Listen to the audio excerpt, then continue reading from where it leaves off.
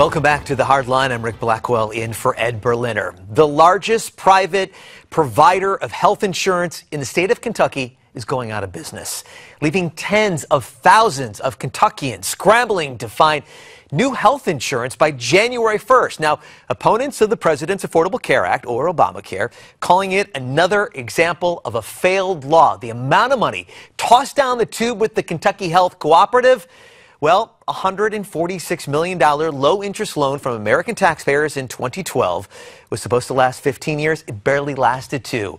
Continuing to help find the money and hopefully return it to the American taxpayer, the Vice President of Policy and Communications at Citizens Against Government Waste, Leslie Paige. So glad that you're joining us. What went wrong with the Kentucky Health Cooperative, Leslie?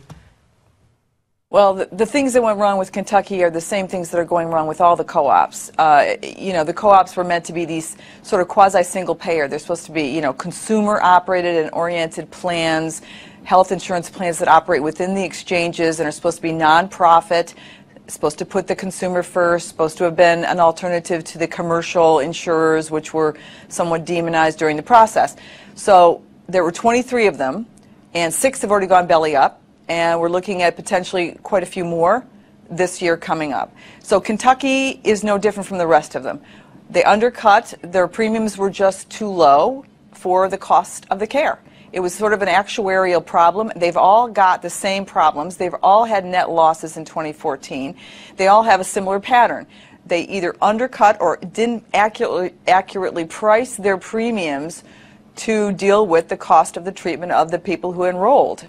And they also had very low enrollment, and they had enrollment among lots of sick people rather than young, healthy people. So there's a whole lot of problems there, but I think that the problems with these co-ops go all the way back to the beginning of the law in the sense that they solicited, Medicare, CMS solicited applications from nonprofit entities that had never operated as health insurers before.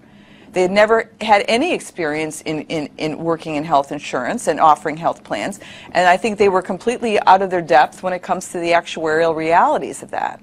Well, the left often points to Kentucky as the shining star in the Obamacare story. So is this really an indictment against the Affordable Care Act as a whole?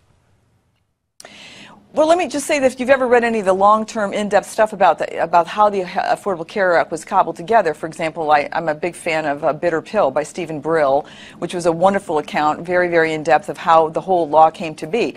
But from the beginning, this was a compromise situation, and the regulations and sort of the rules related to the co-ops, almost from the get-go, were problematic.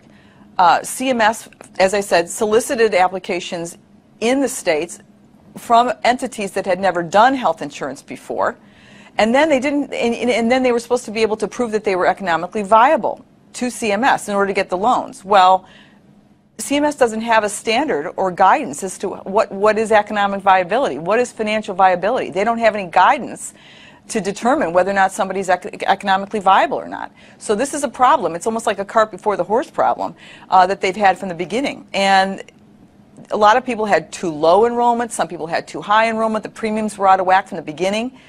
So they didn't know what they were doing, and in fact I thought it kind of amusing. Last week, I think it was the Pew Charitable Trust had a newsletter and an article about this, and the two that they talked about that were doing so well and were bright spots in this entire law were Kentucky and New York, both of which have gone belly up, literally weeks later.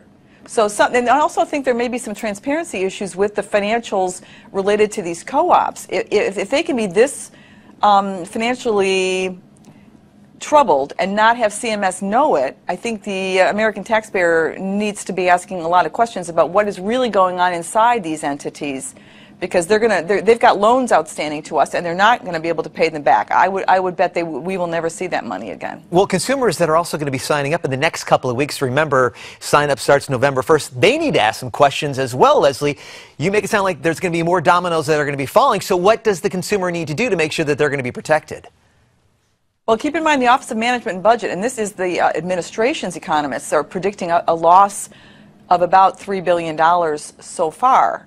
We have already invested $2.4 billion, and we've lost already, assuming that all these loans do not get paid back, we are looking at $765,000 to $800,000 in losses if we don't get the money back from the co-ops that took the money.